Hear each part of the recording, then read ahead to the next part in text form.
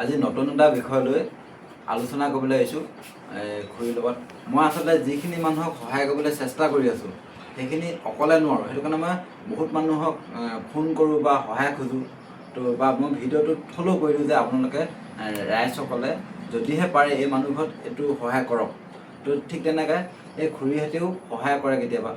মই ভাবিছোঁ যে এনেকৈ হ'লে বহুত অসুবিধা হয়, যদিহে কিবা আমি গ্ৰুপ এটা যদি বনাই পিনে মানুহখিনিক যদি সহায় হাত আগবঢ়াওঁ তেতিয়াহ'লে সিহঁতেও বহুত উপকৃত হ'ব আৰু মোৰ হ'লেও দিবলৈ হ'লে ভাল লাগিব।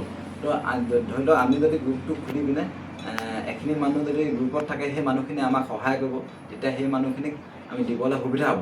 বাকীখিনি আমি চিন্তা যেনেকৈ ধৰণে কৰিছোঁ তো খুৰীয়ে ভালকৈ বুজাই দিব।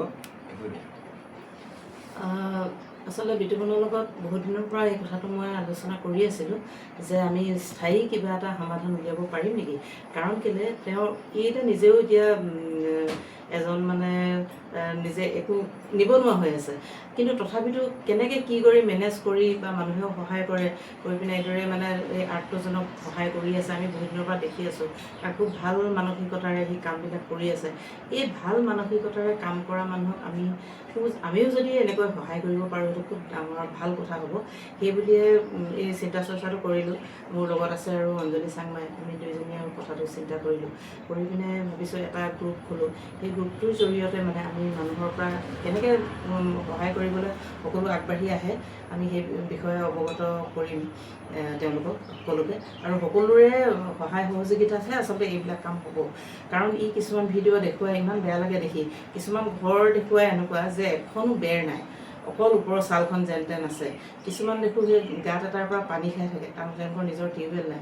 গতিকে এইবিলাকতো অলপ খৰচী বস্তু। আমি কেতিয়াবা বোলে চাউল একেজি দিছোঁ, দাইল একেজি দিছোঁ, সেইটো স্থায়ী সমাধান নহয়। কিন্তু স্থায়ীভাৱে আমি কি ধৰণে কাম কৰিব পাৰিম সেই বিষয় লৈ চিন্তা চৰ্চা কৰি আজি এই আলোচনাটো আচলতে কৰিবলৈ আমি একগোট হৈছোঁ। আৰু ভাবিছোঁ গ্ৰুপটোৰ নাম আমি চিন্তা কৰিছোঁ, কৰি পিনে পিছৰ পৰ্যায়ত আপোনালোকক সকলোকে এই বিষয়ে জনাম। আৰু ভাবোঁ আমাৰ লগতে সকলোৱে আমাক সহায় সহযোগিতা আগবঢ়াব আৰু আপোনালোকৰ সহায় সহযোগিতাৰে আমি আগবাঢ়ি এই আৰ্তজনৰ কাৰণে কিবা এটা নিশ্চয় কৰিব পাৰিম। ধন্যবাদ।